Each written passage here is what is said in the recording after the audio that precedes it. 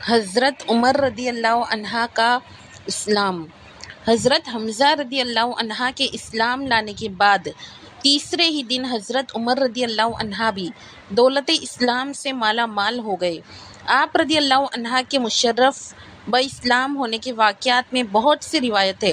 ایک روایت یہ ہے کہ آپ رضی اللہ عنہ ایک دن غصے میں بھرے ہوئے ننگی تلواریں لے کر اس ارادے سے چلے کہ آج میں اسی تلوار سے پیغمبر اسلام کا خاتمہ کر دوں گا۔ اتفاق سے راستے میں حضرت نعیم بن عبداللہ قریشی رضی اللہ عنہ سے ملاقات ہو گئی۔ یہ مسلمان ہو چکے تھے مگر حضرت عمر رضی اللہ عنہ کو ان کے اسلام کی خبر نہیں تھی۔ حضرت نعیم بن عبداللہ رضی اللہ عنہ نے پوچھا کہ کیوں اے عمر، اس دوپہر کی گرمی میں ننگی تلوار لے کر کہاں چلے؟ کہنے لگے آج بانی اسلام کا فیصلہ کرنے کے لیے گھر سے نکل پڑا ہوں۔ انہوں نے کہا کہ پہلے اپنے گھر کی خبر لو، تمہاری بہن فاطمہ بنت الخطاب۔ حضرت عمر رضی اللہ عنہ نے کلمہ پڑھ لیا۔ اب یہ وہ وقت تھا کہ حضور اکرم صلی اللہ علیہ وسلم حضرت ارقم بن ابو ارقم رضی اللہ عنہ کے مکان میں رہتے تھے۔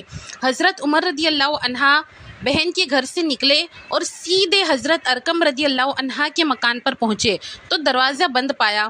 کنڈی بجائی، اندر کے لوگوں نے دروازے کی جھرری سے جھانک کر دیکھا تو حضرت عمر رضی اللہ عنہ ننگی تلوار لیے کھڑے تھے۔ لوگ گھبرا گئے اور کسی میں دروازہ کھولنے کی ہمت نہیں ہوئی مگر حضرت حمزہ رضی اللہ عنہ نے بلند آواز سے فرمایا کہ دروازہ کھول دو اور اندر آنے دو، اگر نیک نیتی کے ساتھ آیا ہے تو اس کا خیر مقدم کیا جائے گا ورنہ اسی کی تلوار سے اس کی گردن اڑا دی جائے گی۔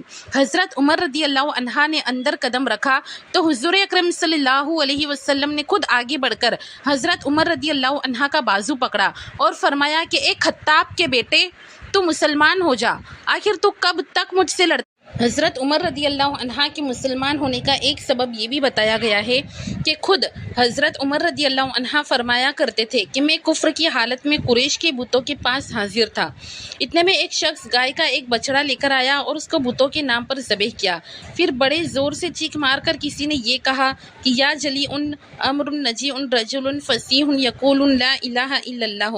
یہ آواز سن کر سب لوگ وہاں سے بھاگ کھڑے ہوئے، لیکن میں نے یہ عزم کر لیا کہ میں اس آواز دینے والے کی تحقیق کیے بغیر ہرگز یہاں سے نہیں ٹلوں گا۔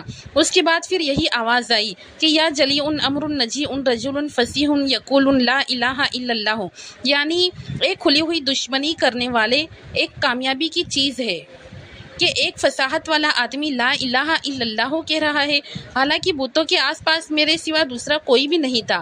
اس کے بعد فوراً ہی حضور صلی اللہ علیہ وسلم نے اپنی نبوت کا اعلان فرمایا۔